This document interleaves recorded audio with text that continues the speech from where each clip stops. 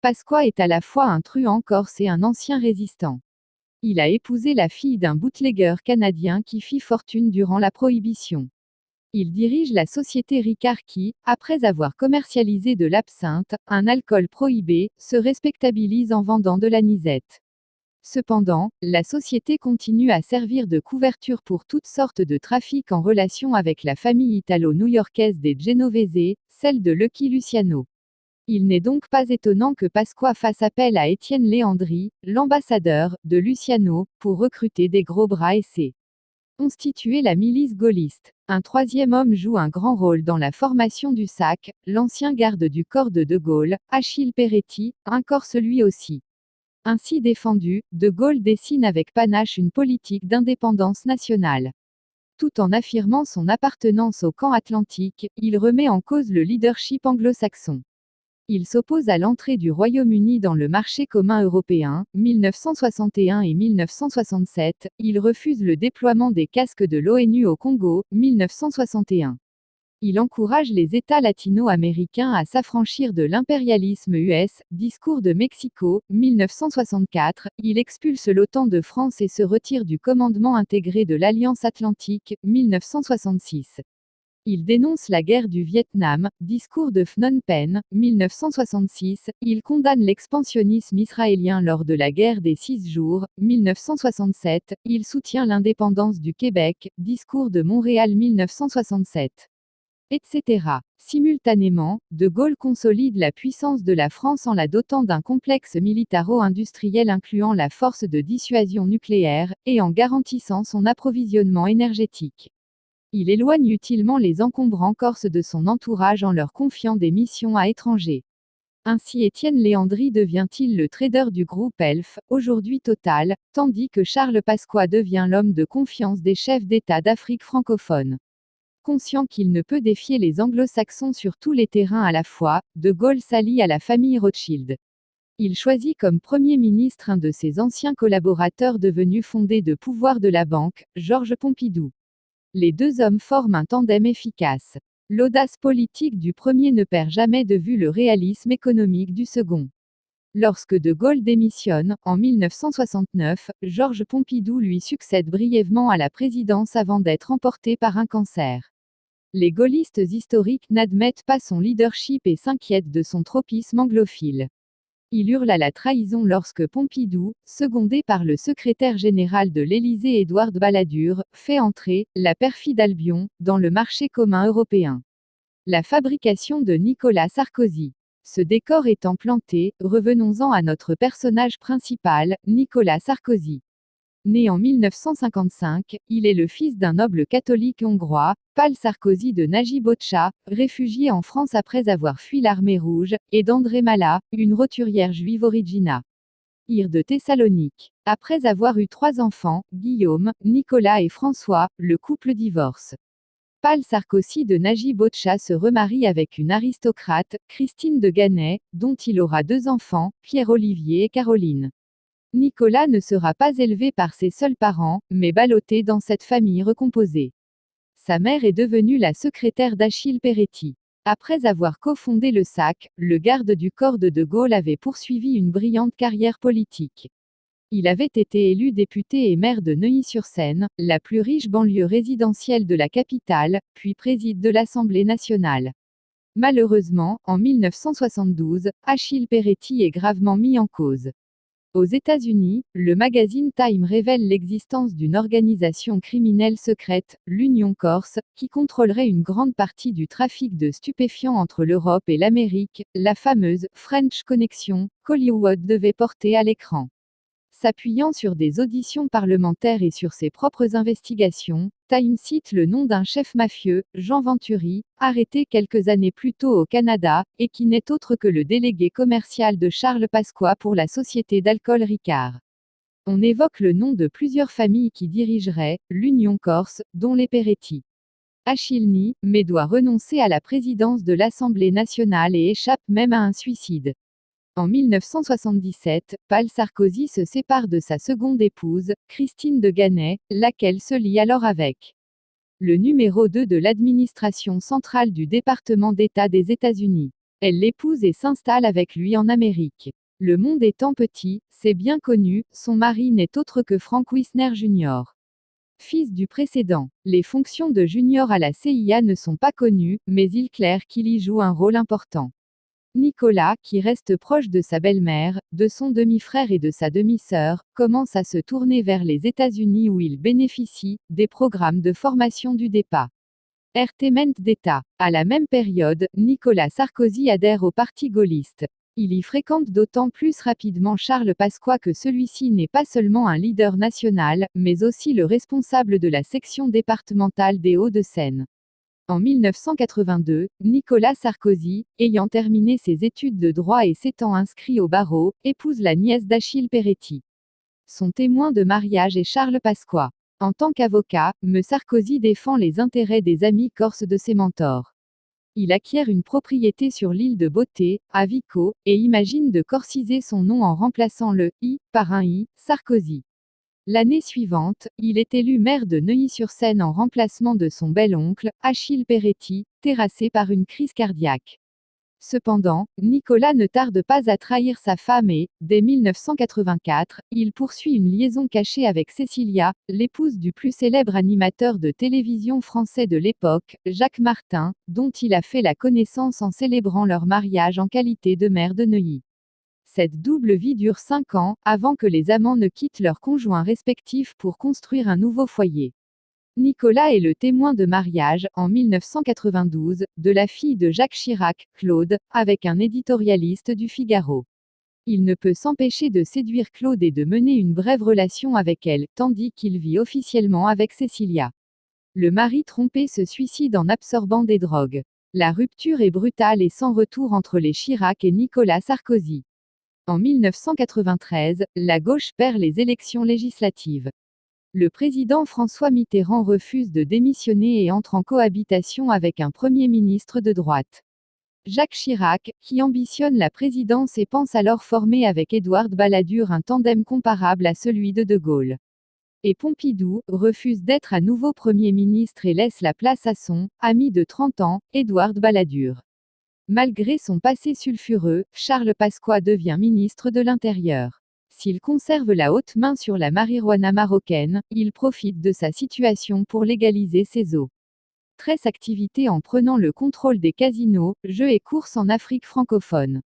Il tisse aussi des liens en Arabie Saoudite et en Israël et devient officier d'honneur du Mossad. Nicolas Sarkozy, quant à lui, est ministre du Budget et porte-parole du gouvernement.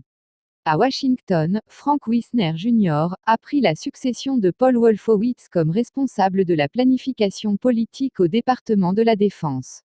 Personne ne remarque les liens qui l'unissent au porte-parole du gouvernement français. C'est alors que reprend au sein du parti gaulliste la tension que l'on avait connue 30 ans plus tôt entre les gaullistes historiques et la droite financière, incarnée par Balladur. La nouveauté, c'est que Charles Pasqua et avec lui le jeune Nicolas Sarkozy trahissent Jacques Chirac pour se rapprocher. Cher du courant Rothschild, tout dérape. Le conflit atteindra son apogée en 1995 lorsqu'Édouard Balladur se présentera contre son ex-ami Jacques Chirac à l'élection présidentielle, et sera battu.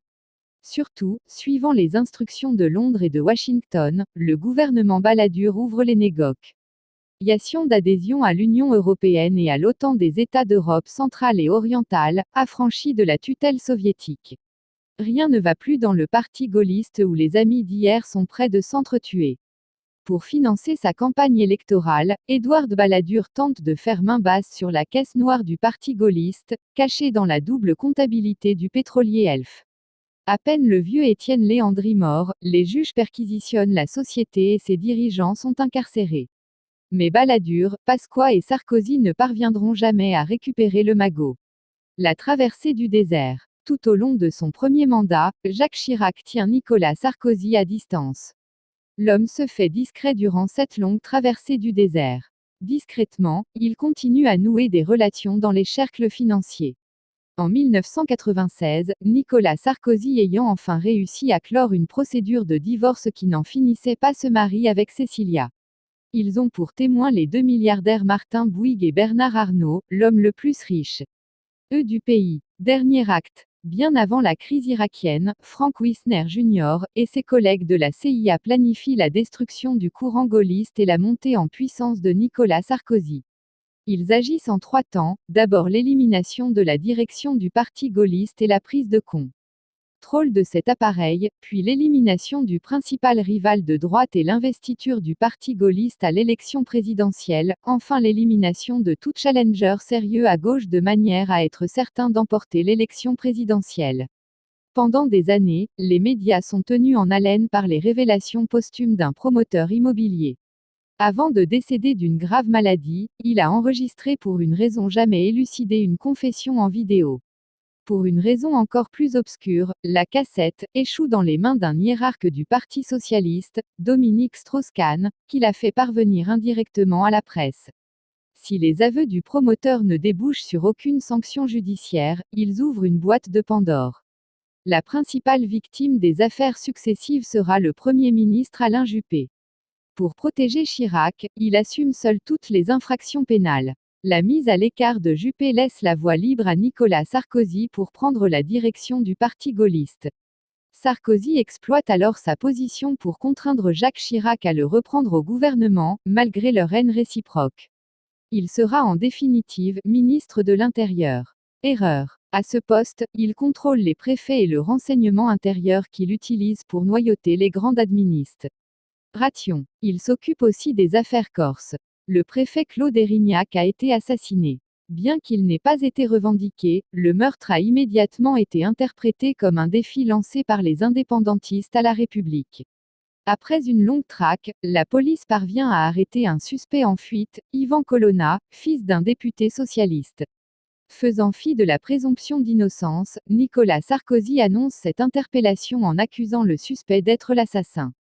C'est que la nouvelle est trop belle à 2 jours du référendum que le ministre de l'Intérieur organise en Corse pour modifier le statut de l'île. Quoi qu'il en soit, les électeurs rejettent le projet Sarkozy qui, selon certains, favorise les intérêts mafieux. Bien qu'Ivan Colonna ait ultérieurement été reconnu coupable, il a toujours clamé son innocence et aucune preuve matérielle n'a été trouvée contre lui. Étrangement, l'homme s'est muré dans le silence, préférant être condamné que de révéler ce qu'il sait. Nous révélons ici que le préfet Érignac n'a pas été tué par des nationalistes, mais abattu par un tueur à gages, immédiatement exfiltré vers l'Angola où il a été engagé à la sécurité du groupe Elf. Le mobile du crime était précisément lié aux fonctions antérieures d'Érignac, responsable des réseaux africains de Charles Pasqua au ministère de la Coopération. Quant à Ivan Colonna, c'est un ami personnel de Nicolas Sarkozy depuis des décennies et leurs enfants se sont fréquentés. Une nouvelle affaire éclate, de faux listings circulent qui accusent mensongèrement plusieurs personnalités de cacher des comptes bancaires au Luxembourg, chez Clearstream. Parmi les personnalités diffamées, Nicolas Sarkozy. Il porte plainte et sous-entend que son rival de droite à l'élection présidentielle, le Premier ministre Dominique de Villepin, a organisé cette machination. Il ne cache pas son intention de le faire jeter en prison. En réalité, les faux listings ont été mis en circulation par des membres de la fondation franco-américaine, dont John Negroponte était président et dont Frank Wisner Jr. est administrateur. Ce que les juges ignorent et que nous révélons ici, c'est que les listings ont été fabriqués à Londres par une officine commune de la CIA et du MI6, Akloyteco, dont Frank Wisner Jr. est également administrateur. Villepin se défend de ce dont on l'accuse, mais il est mis en examen, assigné à résidence et, de facto, écarté provisoirement de la vie politique.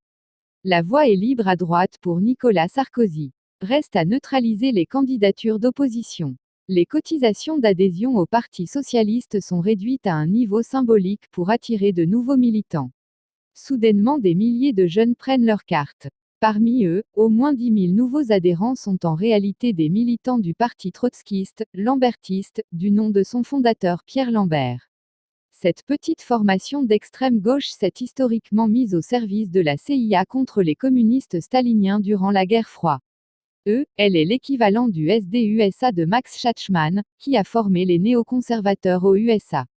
Ce n'est pas la première fois que les lambertistes infiltrent le Parti socialiste. Ils y ont notamment placé 2 célèbres agents de la CIA, Lionel Jospin, qui est devenu Premier ministre, et Jean Ch. Christophe Cambadélis, le principal conseiller de Dominique Strauss-Kahn. Des primaires sont organisées au sein du Parti socialiste pour désigner son candidat à l'élection présidentielle. Deux personnalités sont en concurrence, Laurent Fabius et Ségolène Royal. Seul le premier représente un danger pour Sarkozy. Dominique Strauss-Kahn entre dans la course avec pour mission d'éliminer Fabius au dernier moment. Ce qu'il sera en mesure de faire grâce au vote des militants, lambertistes, infiltrés, qui portent leur suffrage non pas sur son nom, mais sur ceux lui de Royal. L'opération est possible parce que Strauss-Kahn est depuis longtemps sur le payroll des États-Unis. Les Français ignorent qu'il donne des cours à Stanford, où il a été embauché par le prévôt de l'université, Condoleezza Rice. Dès sa prise de fonction, Nicolas Sarkozy et Condoleezza Rice remercieront Strauss-Kahn en le faisant élire à la direction du Fonds monétaire international. Premier jour à l'Élysée. Le soir du second tour de l'élection présidentielle, lorsque les instituts de sondage annoncent sa victoire probable. Le Nicolas Sarkozy prononce un bref discours à la nation depuis son QG de campagne. Puis, contrairement à tous les usages, il ne va pas faire la fête avec les militants de son parti, mais il se rend au Fouquet's. La célèbre brasserie des Champs-Élysées, qui était jadis le rendez-vous de l'Union Corse, est aujourd'hui la propriété du casinotier Dominique Dessaignes. Il a été mis à disposition du président élu pour y recevoir ses amis et les principaux donateurs de sa campagne. Une centaine d'invités s'y bousculent, les hommes les plus riches de France y côtoient les patrons de casinos.